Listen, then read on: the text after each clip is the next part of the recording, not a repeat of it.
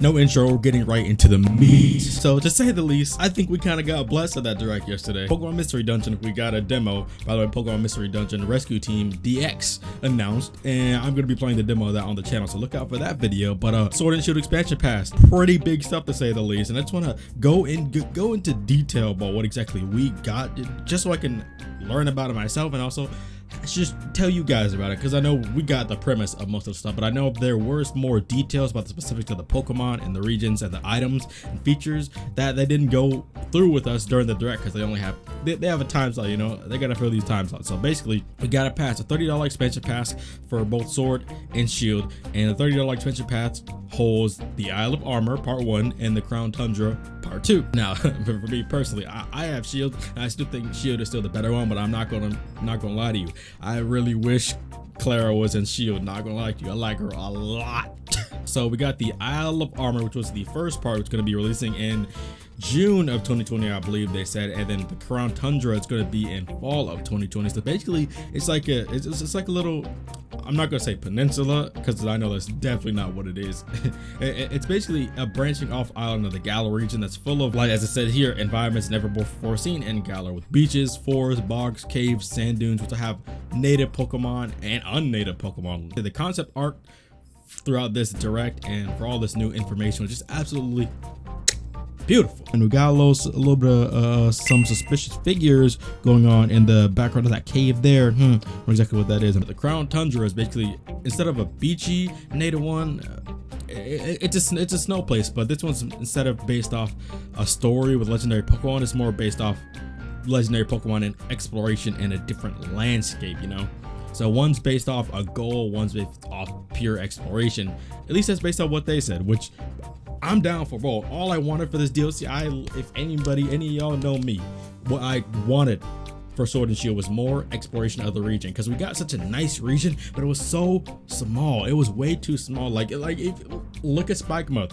Spikemuth was literally just one straight line all the way to the gym. This is the meat of the meat. Legendary Pokemon for the Isle of Armor pretty much is where most of the meat is, where you just have one for the Crown Tundra: Kubfu, Urshifu, and Gigantamax Urshifu. But we also got more new Gigantamaxes revealed for Rillaboom, Cinderace, and Teleon. We got a peek at the Kanto. The other two Kanto starters get Gigantamax forms too. I don't know if they're gonna be showing this here, but I'm just gonna go into Kubfu because I want to see. I know they had more details on Kubfu. Let's see what my man working with. Kubfu, the Isle of Armor. Kubfu will make an appearance. Pokemon isn't normally found in the Galar region. Rather, the Kubfu you meet comes from a faraway land. You'll train alongside Kubfu, honing your skills. I don't know if they mean. Okay, so Kubfu comes from somewhere else. Maybe this is just an inkling to Gen 9, even though we literally just got Gen 8 like a year ago. Not even a year ago, months ago.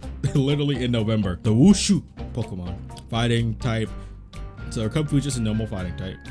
Just plain. 26.5 pounds. Ability Inner Focus. Now this just shows his normal ability being Inner Focus. So I wonder if you can get a hidden ability one that has a different ability, or if it's one of those Pokemon to where it only has one ability, because when it evolves, it has a specific ability based on what it is. Like no matter what, like with Aegislash, no matter what, you're going to have stance change, because it literally needs stance change to do what it does. Now Inner Focus.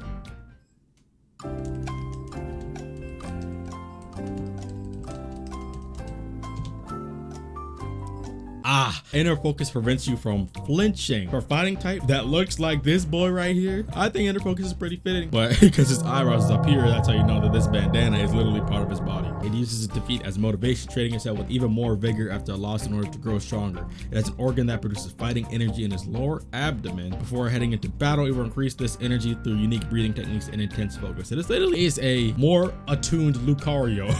Like Lucario that's more, like Lucario is also about focus and spiritual ability, but he's more about spiritual ability and physical preparation, where Lucario is mainly about the aura, you know, like the aura you get from your spirit. This one's about spirit and physical training, you know. Wild Kubfu live in mountainous areas far away from the Galar region today, but it was once a species that called Galar its home.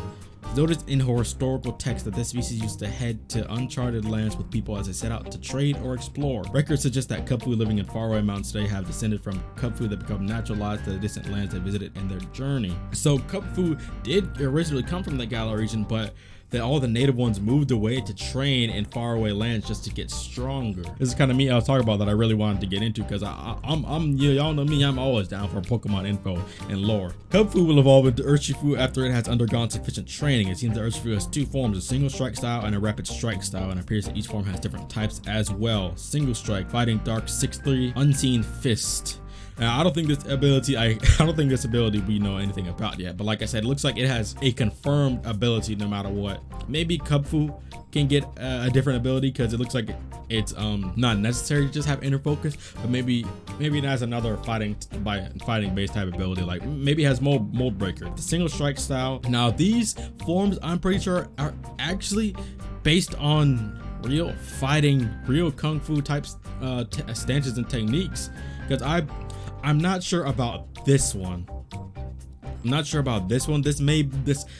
Don't quote me on this. This is just from what I remember from things I learned in the past. I think this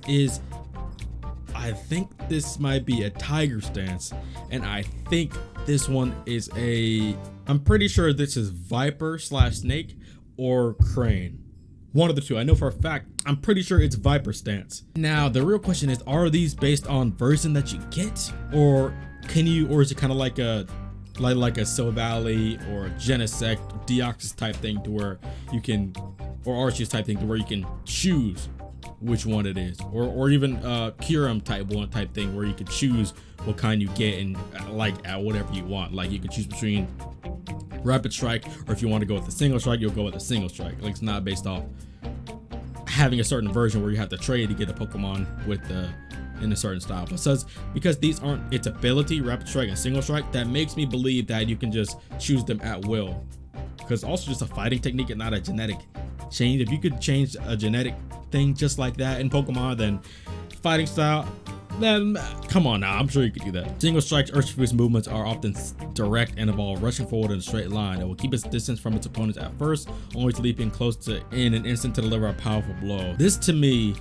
sounds like almost like guerrilla tactics. He attacks in one merciless blow, and that to me just says one big hit. The single strike style and the rapid strike style will just be based off a certain special move that it gets, because in the direct it did say each typing will get their own unique move, and this will be based off that move. It's sad because fighting dark is such a cool typing, but it's so bad. If fairy types weren't so good, then fighting to dark would be better. Now Urshifu also got a Gigantamax form. I gotta say, these Gigantamax forms look sick. Now tell me why the single strike and the rapid strike style are different heights, and how is the single strike style taller than the rapid strike style, when in these pictures he's the one on 1 foot when he's crouching. A roiling rage. Urshifu looks ready to bellow in fury. People call it both the very embodiment of rage and a divine emissary that banishes evil spirits with fury. Anger hidden within. In this form, Urshifu will quietly maintain his stance with a calm expression.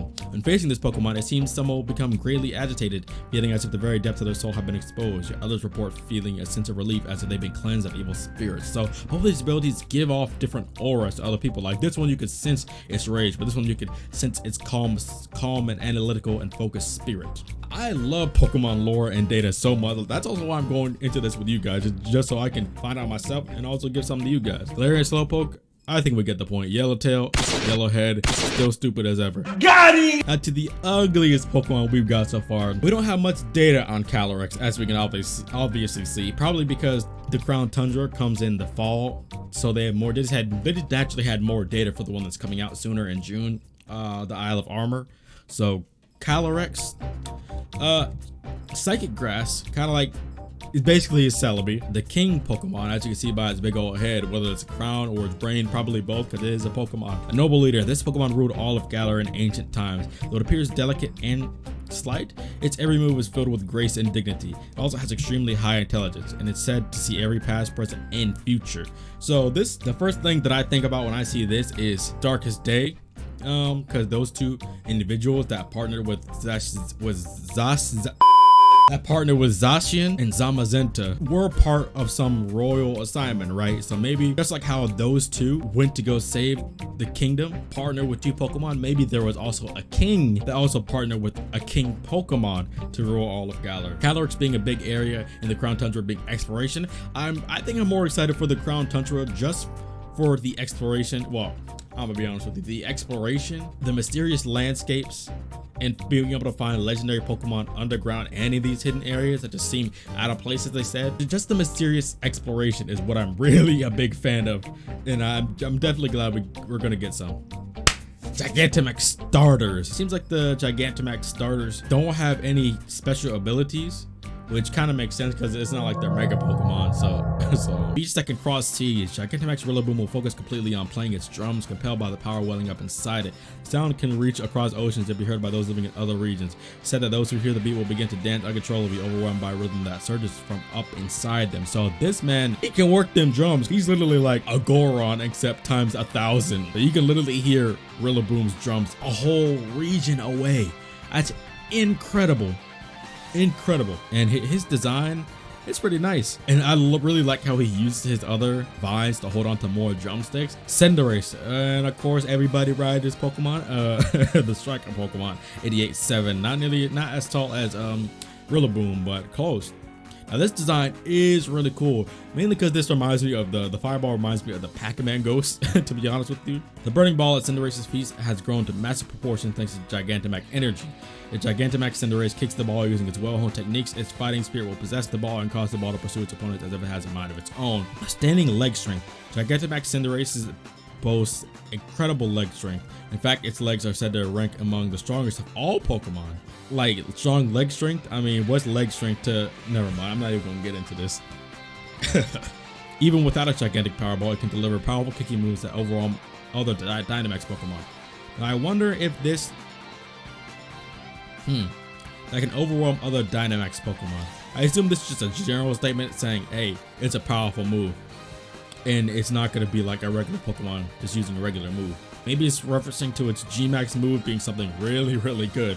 Maybe its G-Max move will be broken, and Cinderace will be even better. And then we got the boy G-Max Inteleon, how we got the chopper on him. He brought the whole thing with him. Inteleon has gained an extremely long tail thanks to Gigantamaxing. The tail's length is said to be over 130 feet. All Gigantamax Inteleon will stretch its long tail out and hold it straight to form a pillar, and Inteleon will take up a battle position at the top. Pokemon has an incredibly sharp mind and calculates the precise effects that gravity will have on the trajectory of its shots, enabling it to be an extremely effective sniper. So this thing, this is its tail. So it literally grows a tail, makes a tower, coils it up so it can sit on top of the tower and have a sniping position. While you're at it, you should have just made some cover for you right here so you can hold, at least rest your arm on that thing. At least rest your arm and have some cover so you can duck behind them. Enhanced espionage tools. Inteleon has many hidden tools within its body, and these have also been enhanced due to its Gigantamaxing. What kind of hidden tools are we talking about? Please elaborate. The nictitating membranes on its eyes not only allow it to measure the distance to the target, they now let Inteleon detect temperature, air pressure, even humidity. Inteleon is a skilled sniper as well, easily hitting a berry that's rolling around over 9 miles away. Jesus Christ. So it's not like its sound is traveling to a different region, but it can snipe a single berry, a single orange berry from miles away. That is incredible. Now, honestly, both Gigantamax Inteleon and Rillaboom have way cooler lore than Gigantamax Cinderace. Gigantamax Cinderace, yeah, he has the power, yeah, he has the giant fireball, yada yada yada, who cares, whatever. It's not all about power or something like that. It's about, at least to me, I want something interesting rather than just, hey, I can kick hard. Now this one you can say, hey, he can shoot hard, but he can detect temperature, air pressure, humidity, and the effects of gravity. Come on now, that's better than just power. That's skill and precision. And then we got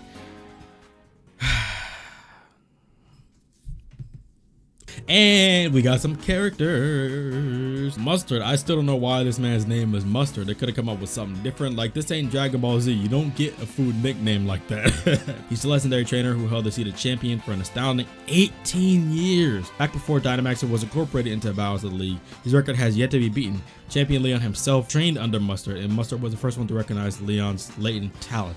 So Mustard trained Leon, and he also has a bigger, like I said before, or like I have another video that's coming up that talks about this, but Leon literally has been a champion for, at the very least, 10 years.